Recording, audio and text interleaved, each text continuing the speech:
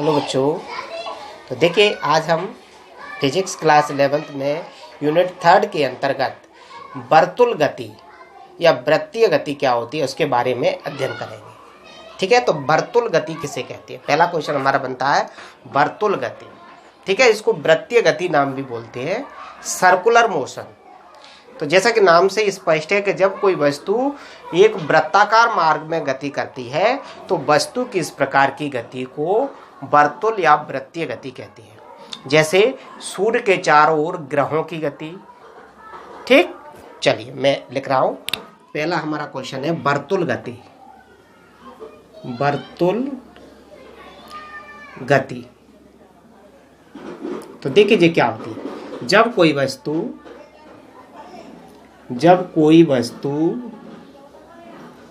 वृत्ताकार मार्ग में गति करती है तो वस्तु की इस प्रकार की गति को वर्तुल गति कहते हैं। वर्तुल या वृत्तीय गति कहते हैं। वृत्तीय गति कहते हैं। जैसे सूर्य के चारों ओर ग्रहों की गति।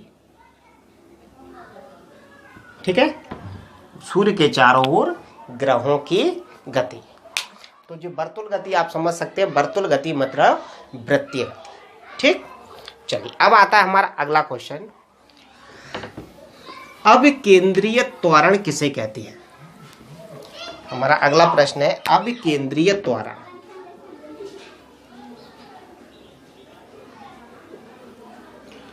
अविकेंद्रीय त्वरण किसे कहते हैं, इसके लिए सूत्र स्थापित कीजिए। ठीक है, तो ये बहुत ही इंपॉर्टेंट टॉपिक है अविकेंद्रीय त्वरण। चलिए इसको समझते हैं अविकेंद्रीय त्वरण क्या होता है। फॉर एग्जाम्पल कोई वस्तु वृत्तीय मार्ग में गति कर रही है और यह वस्तु भले ही एक समान वेग से गति कर रही है, तो ये कैसी गति है? वृत्तीय गति या वर्तुल गति। तो देखिए जब कोई वस्तु वृत्तीय मार्ग में गति करती है, एक समान वेग से गति करती है, तो वृत्त के प्रत्येक बिंदु पर वेग का परिमाण तो नियत रहता है, किंतु प्रत्येक बिंदु पर उसकी दिशा बदल जाती है। जब कोई वस्तु वृत्ताकार मार्ग में गति करती है तो वृत्त के प्रत्येक बिंदु पर वेग का परिमाण तो नियत रहता है, किंतु वेग की दिशा प्रत्येक बिंदु पर अलग अलग होती है। ठीक है, तब वस्तु की इस प्रकार की गति को हम क्या बोलते थे? वृत्तीय गति। अब देखिए इसमें क्या है, वेग की दिशा बदल रही है, तो वेग की दिशा बदलने से इसमें एक त्वरण उत्पन्न होता है। दिशा बदलने से जो त्वरण उत्पन्न होता है उसी त्वरण को बोलते हैं अविकेंद्रीय त्वरण। और वेग की दिशा जो प्रत्येक बिंदु पर होती है वो ये होती है।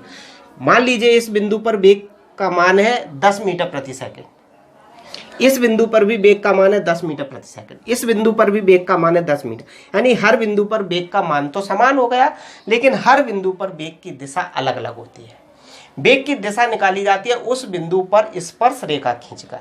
हम इस बिंदु पर स्पर्श रेखा खींचेंगे तो जी आएगी, तो इस बिंदु पर वेग की दिशा जी होगी, इस बिंदु पर वेग की दिशा जी आएगी। हर बिंदु पर उसके वेग की दिशा अलग अलग होती है। वेग की दिशा बदलने से उसमें जो त्वरण उत्पन्न होता है उसको बोलते हैं हम अविकेंद्रीय त्वरण। तो डेफिनेशन बहुत ही सिंपल है, मैं लिख रहा हूं डेफिनेशन। जब कोई वस्तु वृत्तीय मार्ग में गति करती है तो मार्ग के प्रत्येक बिंदु पर पर वस्तु के वेग की दिशा परिवर्तित होती है जिसके कारण वस्तु में केंद्र की ओर, वस्तु में इधर लिख रहा हूं, वस्तु में वृत्त के केंद्र की ओर एक त्वरण कार्य करता है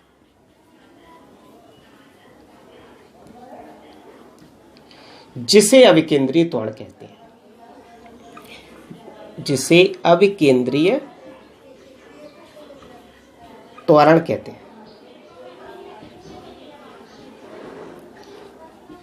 तथा इसे स्मॉल ए द्वारा प्रदर्शित करते हैं, ए द्वारा प्रदर्शित करते हैं। ठीक है, तो बहुत ही सिंपल सी डेफिनेशन है। वेग की दिशा बदलने के कारण वस्तु में जो त्वरण उत्पन्न होता है उसे हम अभिकेंद्रीय त्वरण कहते हैं। क्लियर? और इस अभिकेंद्रीय त्वरण की जो दिशा होती है वो वृत्तीय मार्ग के केंद्र की तरफ होती है। जो केंद्र है तो अभिकेंद्रीय त्वरण की दिशा किधर होगी? वृत्तीय मार्ग के केंद्र की। क्लियर? चलिए अब आता है इसका फॉर्मूला ड्राइव करना है।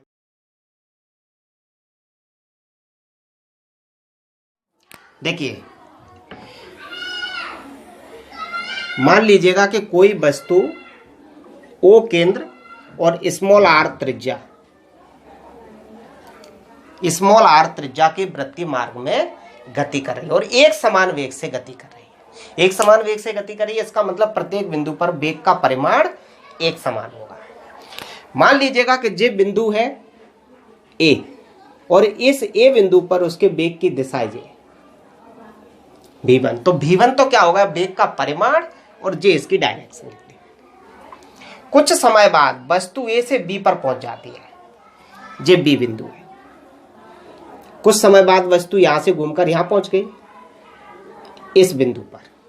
जब इस बिंदु पर पहुंच जाती है तो वेग की दिशा उसकी जे हो जाती है। इसको मैंने v2 मान लिया। देखिए यहां पर v1 और v2 परिमाण में बराबर है किंतु दिशाओं में दोनों अलग अलग है। जब वस्तु ए से बी पर पहुंच जाती है तो केंद्र पर कुछ कोण घूम जाती है, उस कोण को मान लिया मैंने डेल्टा थीटा।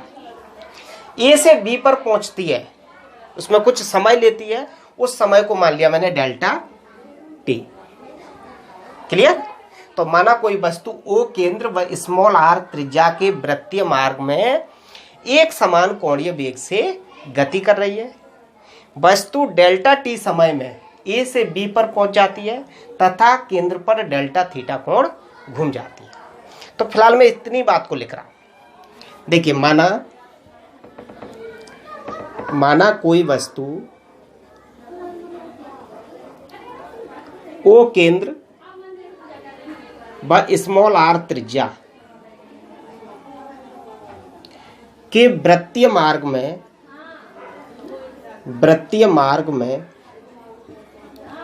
एक समान कोणीय वेग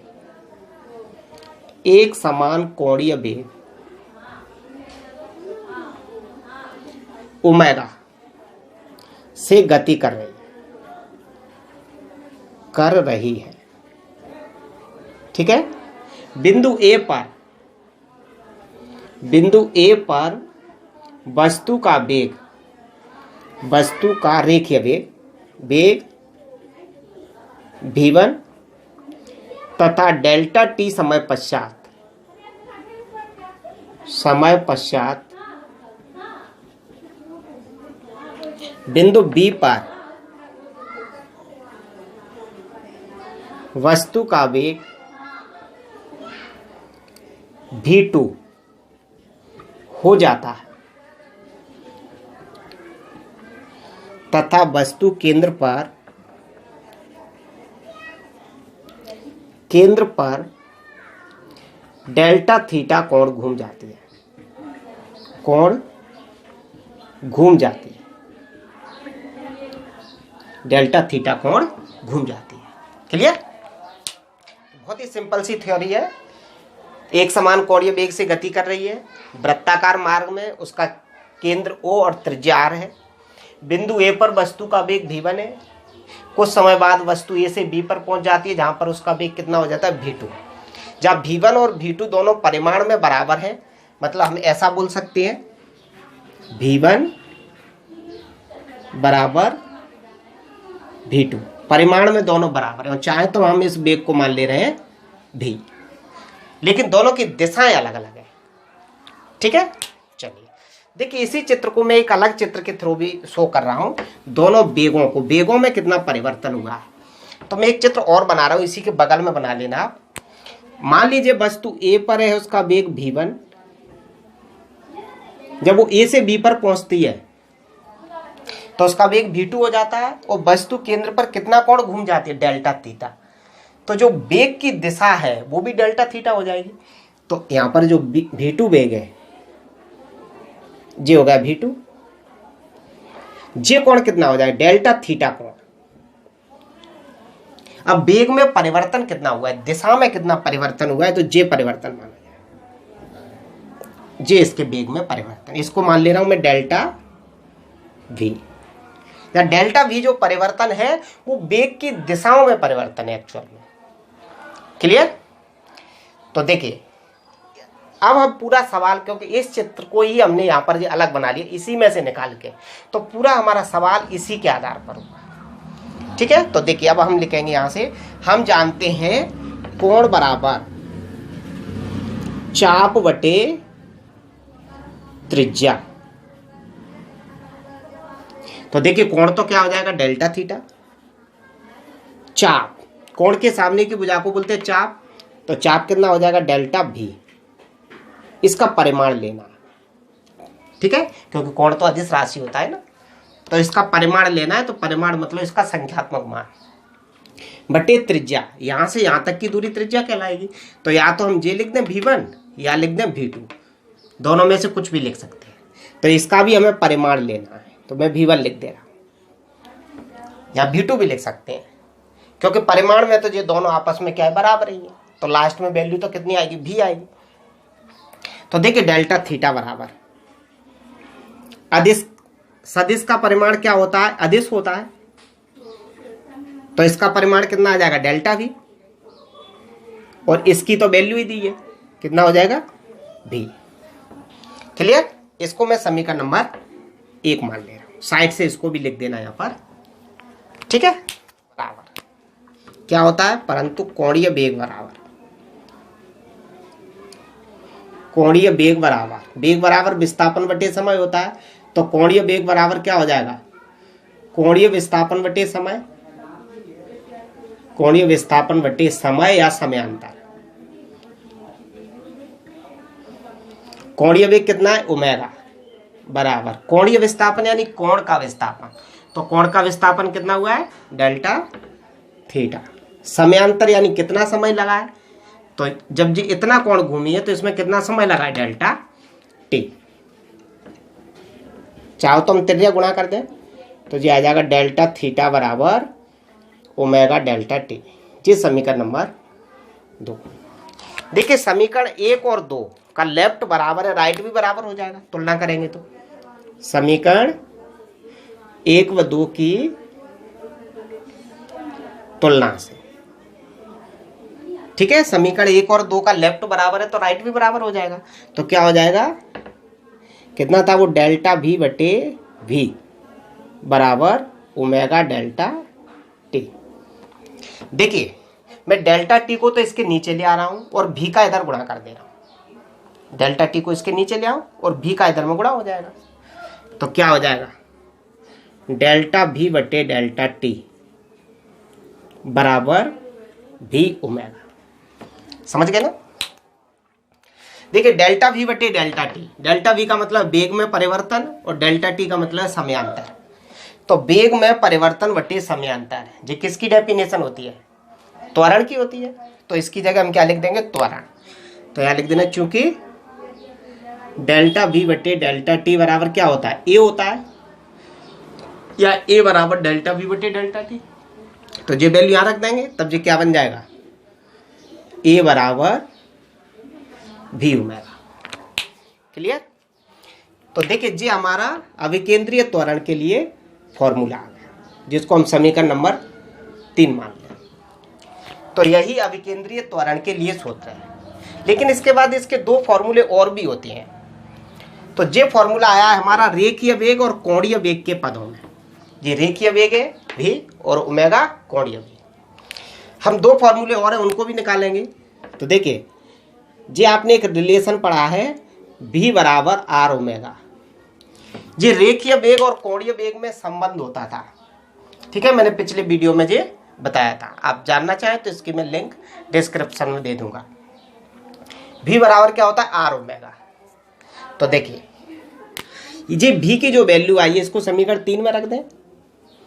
V का मान समीकरण 3 में रखने पर, यदि ये वैल्यू हम समीकरण 3 में रखेंगे तो क्या आ जाएगा, A बराबर R ओमेगा और J ओमेगा, जैसे का जैसा V की वैल्यू रख दी।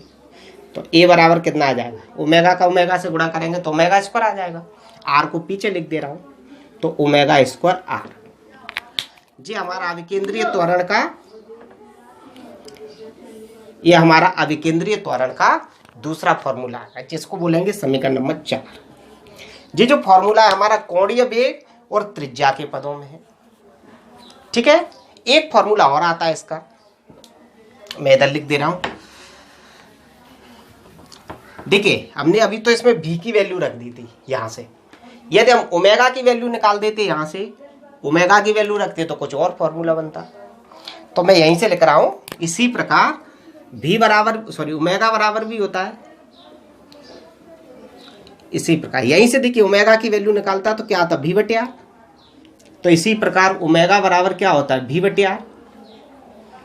ये जो ओमेगा की वैल्यू आई है वो या तो हम समीकरण 3 में रख दें या समीकरण 4 में रख दें। 3 में ही रख दो। ओमेगा का मान समीकरण 3 में रखने पर, जब हम 3 में ये वैल्यू पुटअप करेंगे तो ये आ जाएगा A बराबर V और ओमेगा की वैल्यू है V बटे R।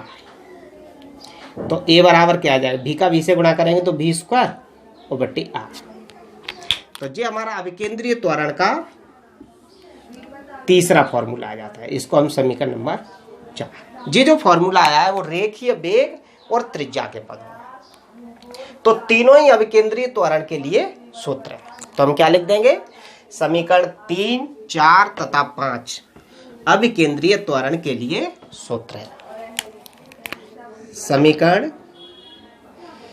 3, 4 तथा 5 अविकेंद्रीय त्वरण, अविकेंद्रीय त्वरण के लिए व्यंजक है, ठीक है। तो जिस फॉर्मूले की हमें जरूरत पड़ेगी हम अपनी जरूरत के अनुसार उसका उपयोग अपने सवाल में करेंगे, ठीक है। तो इस तरह आपका ये क्वेश्चन समाप्त होता है। अब आता है हमारा अगला क्वेश्चन, अविकेंद्रीय बल। अविकेंद्रीय बल किसे कहते हैं तथा इसके लिए सूत्र स्थापित कीजिए। बहुत इंपॉर्टेंट टॉपिक है अविकेंद्रीय बल, ठीक है। तो अविकेंद्रीय बल कब लगता है, अविकेंद्रीय बल क्या होता है। तो देखिए अविकेंद्रीय बल क्या होता है समझना आप लोग।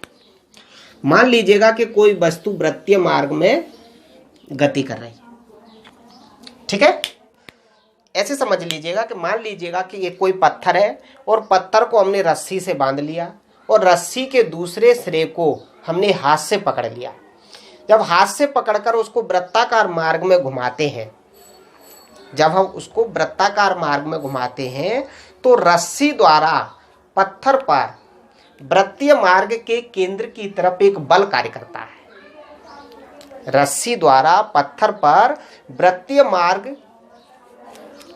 मार्ग में एक बल कार्य करता है, किधर, केंद्र की तरफ, और वही बल कहलाता है अविकेंद्रीय बल। और इसी बल के कारण वो पत्थर वृत्तीय मार्ग में गति करता है, क्योंकि हर पॉइंट पर रस्सी द्वारा पत्थर पर केंद्र की तरफ एक बल लगता है। यदि वो बल नहीं लगेगा तो पत्थर वृत्तीय मार्ग में मुड़ेगा नहीं।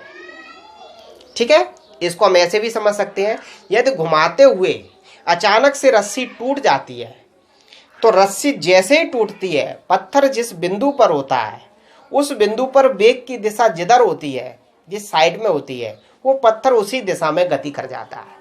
जैसे समझ सकते हैं, मान लीजिएगा कि ये कोई पत्थर है और इसको एक रस्सी से बांधकर, ये रस्सी है और यहाँ इसको पकड़कर इसको ऐसे घुमाया जा रहा है। ठीक है, यदि अचानक से रस्सी टूट जाती है और जैसे ही रस्सी टूटती है उस समय पत्थर यहाँ पर होता है, तो पत्थर किस डायरेक्शन में जाएगा? इस डायरेक्शन। यदि मान लीजिए पत्थर यहाँ से इस बिंदु पर आ गया और फिर रस्सी टूट जाए तो पत्थर किधर जाएगा? इस डायरेक्शन में। यदि पत्थर घूमता हुआ यहाँ पर आया और फिर रस्सी टूट जाए, समझ गए ना? तो इसका मतलब इस पत्थर को हर बिंदु पर केंद्र की तरफ एक बल लगता है और वही बल उसको वृत्तीय मार्ग में मोड़ता है। जैसे ही रस्सी टूट जाती है, पत्थर पर उस बल का लगना बंद हो जाता है, जिसके कारण वो उसी दिशा में सीधा चला जाता है। तो सीधी सी बात है कि जब कोई वस्तु वृत्तीय मार्ग में गति करती है तो उस पर वृत्तीय मार्ग के केंद्र की ओर एक बल कार्य करता है, जिसे अभिकेंद्रीय बल कहते हैं। ठीक है, अभिकेंद्रीय बल के बिना वृत्तीय गति का होना संभव नहीं है। क्लियर? चलिए मैं इसको लिख रहा हूं। जब कोई वस्तु वृत्तीय मार्ग में गति करती है तो वस्तु पर वृत्तीय मार्ग के केंद्र की ओर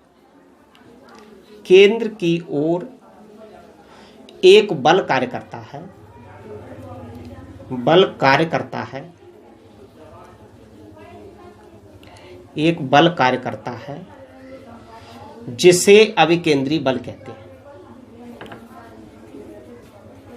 जिसे अभिकेंद्रीय बल कहते हैं। तथा इसे कैपिटल एफ द्वारा प्रदर्शित करते हैं।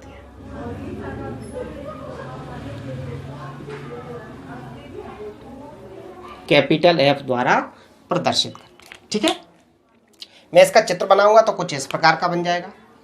मान लीजिएगा कि ये वृत्ताकार मार्ग है और कोई पिंड है जो गति कर रहा है, वो पिंड जे है। ये पिंड किसी उससे बंधा हुआ है। ठीक है, जे इसका केंद्र है, यहां से यहां तक की दूरी हम रस्सी मान लें और रस्सी ही उस वृत्त की त्रिज्या बन जाएगी।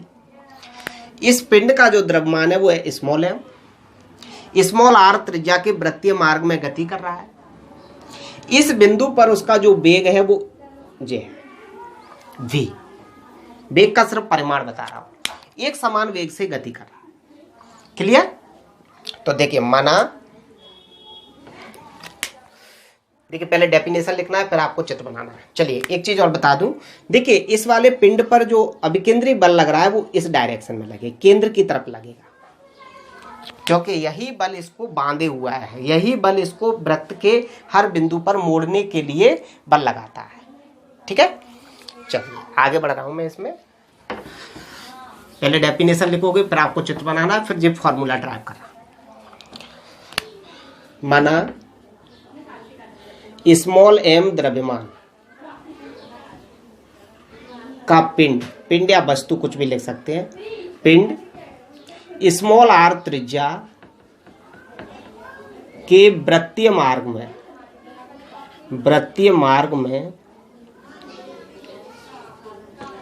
स्मॉल वी वेग से गति कर रहा है।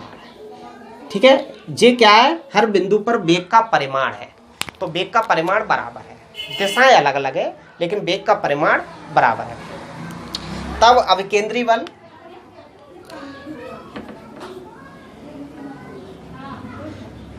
इसी में लिख दें, तब उस पर लगने वाला अविकेंद्रीय बल F बराबर, देखिए बल का फॉर्मूला होता है F बराबर होता है ma, जहाँ m होता है वस्तु का द्रव्यमान, a होता है त्वरण। इसी फॉर्मूले से हम अविकेंद्री बल के लिए फॉर्मूला बनाएंगे तो क्या आ जाएगा, F बराबर वस्तु का द्रव्यमान या पिंड का द्रव्यमान इंटू त्वरण, त्वरण की जगह अभिकेंद्रीय त्वरण,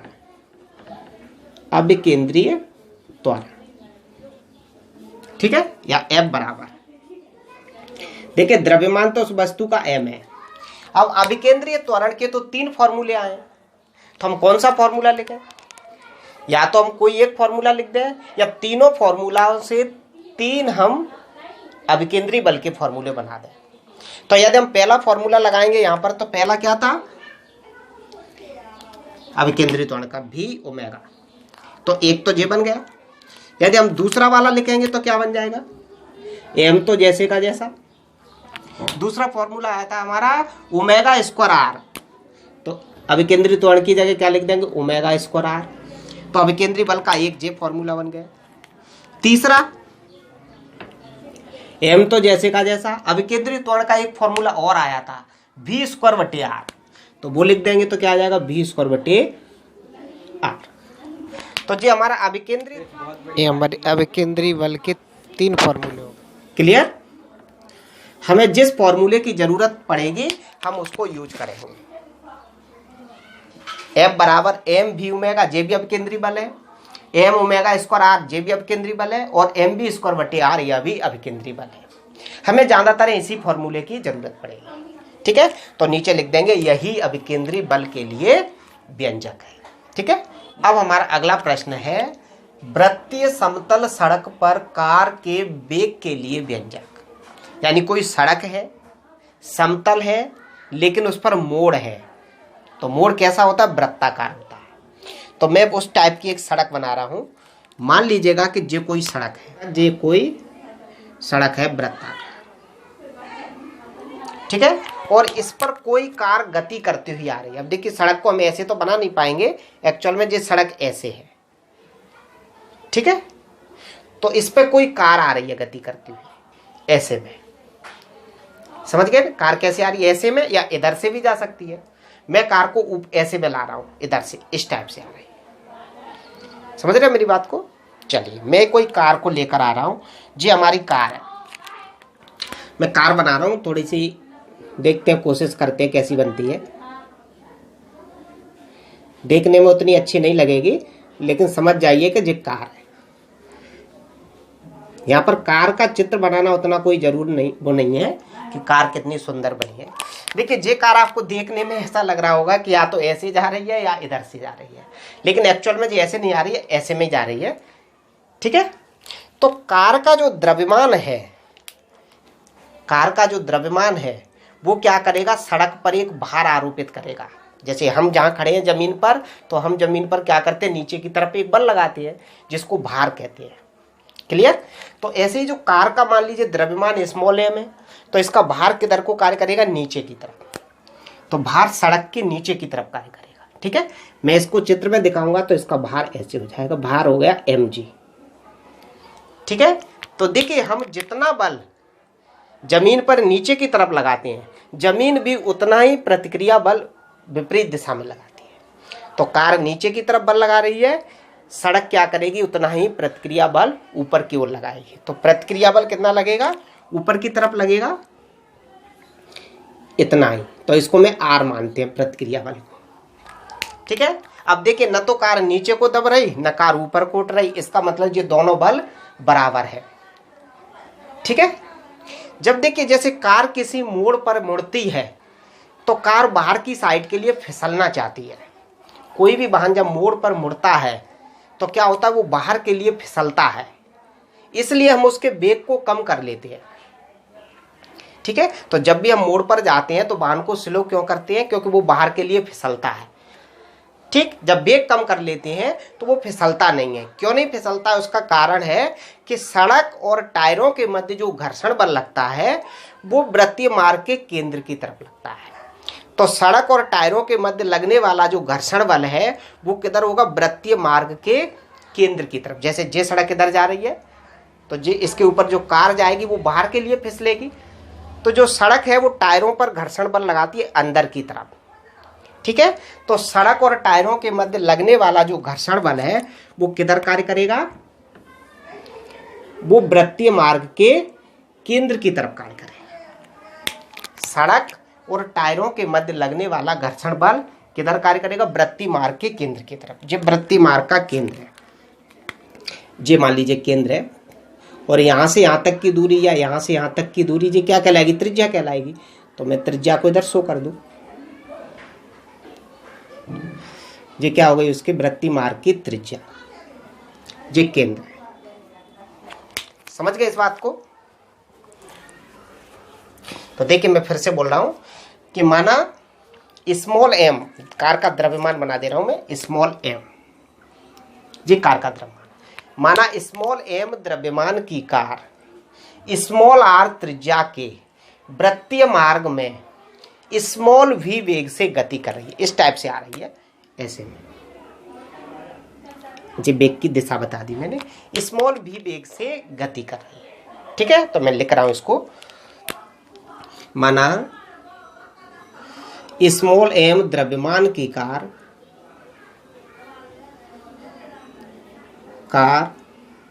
स्मॉल आर त्रिज्या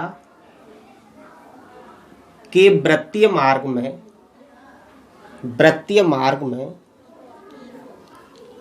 स्मॉल भी वेग से गति कर रही है।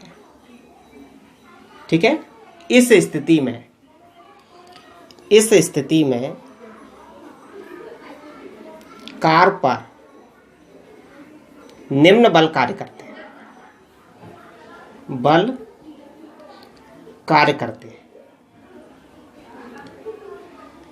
कौन कौन से बल कार्य करते हैं? पहला पॉइंट, कार का भार mg, ये किधर कार्य करेगा? ऊर्ध्वाधर नीचे की ओर। ठीक है, कार का भार mg किधर कार्य करेगा? ऊर्ध्वाधर नीचे की तरफ। दूसरा क्या होगा? अभिलंब प्रतिक्रिया, ये किधर कार्य करेगा? ऊपर की ओर। सेकंड पॉइंट, अभिलंब प्रतिक्रिया R, अभिलंब प्रतिक्रिया कैपिटल R किधर कार्य करेगा? ऊर्ध्वाधर ऊपर की ओर। ठीक है, अभिलंब प्रतिक्रिया ऊर्ध्वाधर ऊपर की ओर। ठीक है, तीसरा पॉइंट, तीसरा क्या हो जाएगा? सड़क और टायरों के मध्य लगने वाला घर्षण बल। जब कार गति कर रही है, मोड़ पर मुड़ रही है, तो कार बाहर के लिए फिसलना चाहती है, तो इसका मतलब उसको फिसलने से रोकने से कौन बचा रहा है? सड़क और टायरों के मध्य लगने वाला घर्षण बल। तो सड़क और टायरों के मध्य लगने वाला घर्षण बल किधर होगा? वृत्तीय मार्ग की केंद्र की ओर। ठीक है, जिधर के लिए वृत्त कंप्लीट हो रहा है। क्लियर? तो तीसरा पॉइंट हो जाएगा सड़क व टायरों के मध्य लगने वाला घर्षण बल स्मॉल एफ, ब्रैकेट में लिखेंगे, ब्रैकेट के लिए जगह नहीं है तो इधर लिख रहा हूं, वृत्तीय मार्ग के केंद्र की ओर, वृत्तीय मार्ग के केंद्र की ओर, केंद्र की ओर। ठीक है, तो इस तरह उस पर 3 बल कार्य कर रहे हैं। अब देखिए, कार हमारी संतुलित अवस्था में उस मोड़ को पार कर चुकी है। तो मोड़ को पार कर चुकी है, इसका मतलब क्या हुआ? इसका मतलब ये हुआ कि कार संतुलित थी, कार पर लगने वाले बल बराबर थे। तो हम क्या लिखेंगे? संतुलन की स्थिति में। देखिए, संतुलन की स्थिति में, संतुलन की स्थिति में उसका भार नीचे की तरफ जितना बल लगा रहा है सड़क पर, सड़क भी उतना ही बल ऊपर की तरफ लगा रही है। तो संतुलन की स्थिति में mg और r दोनों आपस में क्या होंगे, बराबर होंगे। तो संतुलन की स्थिति में r बराबर mg। क्लियर? इसको चाहो तो समीकरण नंबर 1 दे देना। थोड़ा सा और लिख रहा हूं, परंतु F बराबर क्या होता है, म्यू r। ठीक है, तो यहां से क्या हो जाएगा, r की वैल्यू रख दें तो म्यू mg। इसको समीकरण नंबर 2 दे देना। यहां लिख देना r का मान रखने पर, r का मान समीकरण 1 से रखने पर। ठीक है, जिस साइड से लिख देना, r का मान हमने कहां से रख दिया, समीकरण 1 से। अब देखिए वही बात जो मैंने बोली थी कि वृत्तीय मार्ग के केंद्र की तरफ कौन सा बल लगता है, घर्षण बल। तो घर्षण बल ही इसको क्या करता है, वृत्तीय मार्ग की घर्षण बल ही क्या करता है, इसको मोड़ देता है, कार को मोड़ देता है। और मैंने आपको बताया था कि वृत्तीय मार्ग के केंद्र की तरफ जो बल लगता है वही बल अभिकेंद्री बल कहलाता है। तो कुल मिला के इस कार को मोड़ने में कौन मदद करता है, घर्षण बल। तो घर्षण बल ही क्या कहलाएगा, अभिकेंद्री बल। तो देखिए इसी में थोड़ा सा आगे और लिखेंगे, सड़क व टायरों के मध्य लगने वाला घर्षण बल, सड़क व टायरों के मध्य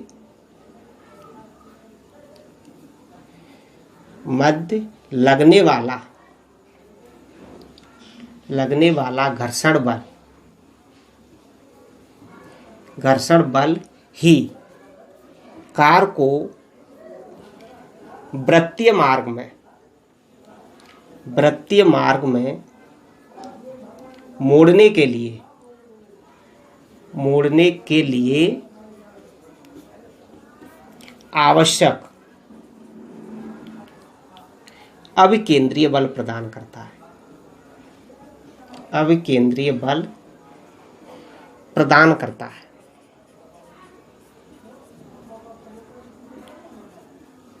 इसलिए घर्षण बल ही किसके बराबर होगा, अभिकेंद्री बल के।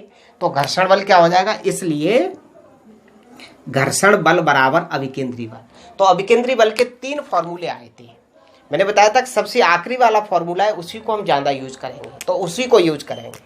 तो F बराबर क्या हो जाएगा, mv² बटे r, जो समीकरण नंबर 3। ठीक है, कार को वृत्तीय मार्ग में मोड़ने के लिए आवश्यक अभिकेंद्री बल कहां से प्राप्त होता है, घर्षण बल से। तो जितना घर्षण बल होगा वही अभिकेंद्री बल कहलाएगा। क्लियर? तो समीकरण 2 और 3 की तुलना कर दें। समीकरण 2 व 3 की तुलना करने पर, समीकरण 2 व 3 की तुलना करने पर, तो तुलना करेंगे तो दोनों का लेफ्ट इक्वल है, राइट भी इक्वल हो जाएगा। तो ये आ जाएगा mv² बटे r बराबर म्यू mg। m से m कैंसिल हो जाएगा, v² का मान निकालना है, सॉरी v का मान निकालना है, तो इसका इधर गुणा कर देंगे। तो v² बराबर क्या आ जाएगा, म्यू r g। वर्गमूल लेंगे तो क्या आ जाएगा, बस एक मिनट, v बराबर आ जाएगा म्यू r g।